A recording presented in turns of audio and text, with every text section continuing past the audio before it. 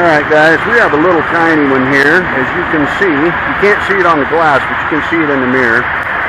It's just a crack waiting to happen. I've already done one crack repair on this truck. We don't want to do another one. So of course, we're going to pop it so we can fill it. First thing we got to do is drill it.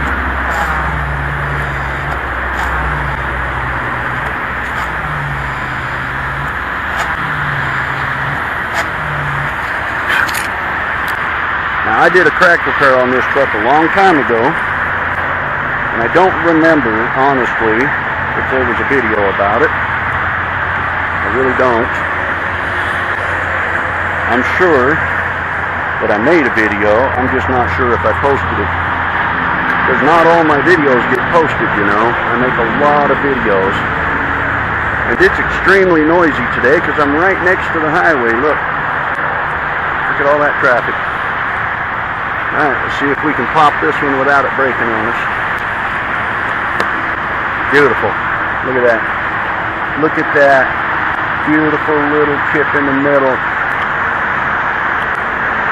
Again, I keep getting the same question over and over again. How do I know how deep I'm drilling? You learn that. You just learn. Go to a junkyard and practice on cars.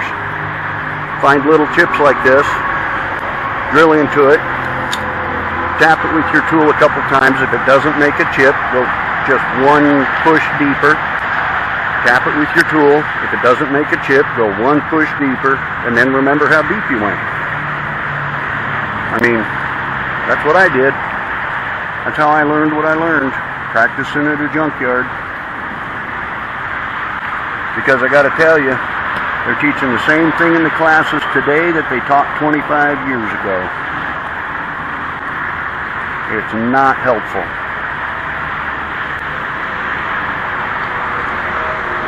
Not to me anyway. Now, I'm not saying don't take the class. I'm saying for somebody that's done it in the past, previously, they're not teaching me anything that they didn't teach me 25 years ago. So there's no sense in me taking another class. When I learned everything I needed to know, starting with the basics that they taught me in the class 25 years ago, and then going to a junkyard and practicing on every windshield I could find, whether it was chipped or cracked or whatever. I practiced on every single windshield I could find that had a chip or a crack in it. That's how I came up with the GT resin, the diamond clear, the three different styles of resin. Now, like I said, I only use diamond clear resin. That's all I use now. They have the medium viscosity, which is beautiful for, I'd say, 60 degrees or above, maybe 55 degrees or above when you're working outside. The CR resin, which is this one. This is the crack repair resin, but I'm going to tell you, this is great for chips too when it's like 35 to 55 degrees, that 20-degree window right there. It's excellent for doing windshield chips as well, and crack repairs in those cooler temperatures. Now, I only use the medium viscosity to do crack repairs usually in the summertime because the glass is fully expanded and it's opened up. So, the more open the crack is, the thicker the resin you can use. But I found that the medium is the best for crack repairs in the summertime above 80 degrees. The CR resin's great for crack repairs below like 80 or 70 degrees, and for chip repairs below 55 degrees. And I don't have any thin with me today because I don't need to carry it. It's too thin for these warm temperatures. So I don't need to carry the thin around, but the thin is what I use below 35 degrees. I use the thin because the thin is perfect for below 35 degrees. It keeps you from cracking the windshield in the cold from using too thick of a resin. And it's just a beautiful resin for doing repairs below 35 degrees. And I have done repairs all the way down to 14 degrees outside with that thin resin. So you just have to practice. Go to the junkyard during the heat of the summer and practice. Go to the junkyard in the winter and practice. In the coldest days of the winter and practice some more. That's what I did. And I gotta tell you, practice makes perfect, my friends. Alright, we gotta let that cure for a few minutes. And then we will get on with the next one. We'll go ahead and take the mirror off the windshield and wipe that clean on the inside.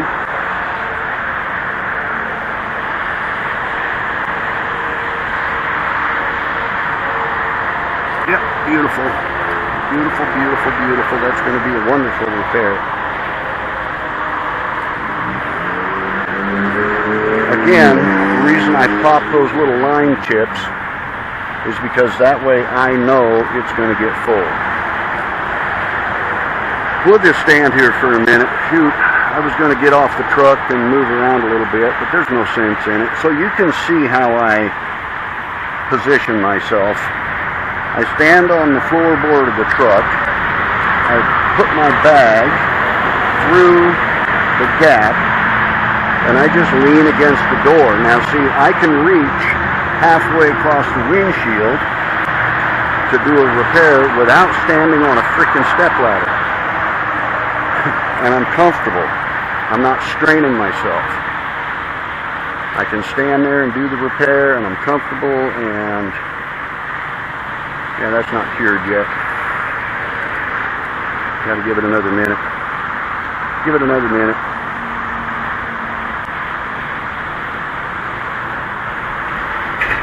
So this is how I position myself on trucks. Now vans, if it's a full-size regular van, it's the same thing.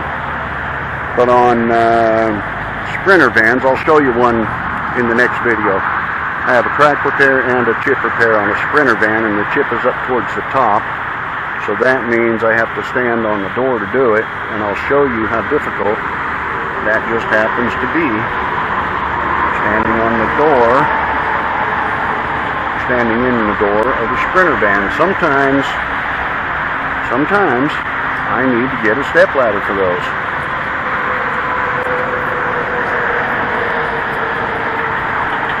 Alright, you'll notice that chip is gone. It's just a little white spot in the middle now.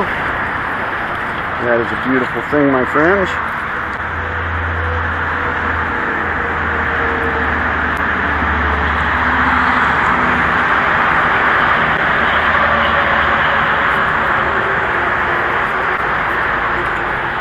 Bottle acts like it's running out, but it can't be running out. It's not, oh, it's backwards. Straw thing is backwards. You got to make sure the straw thing points towards your sprayer. Because that way when you're spraying, it actually picks up. That's what happened. The straw was backwards, dang it. Alright, this one is done. Now we move on to the next one. Alright, that's it for this video. I'll see ya in the next one. I did that crack repair a long time ago, and it has not moved since. But like I said, you can't make them invisible. I can't. But I guarantee you they don't crack any farther when I do them. They might not be invisible, but they stay right where they're at. Alright, that's it, guys. See you in the next one.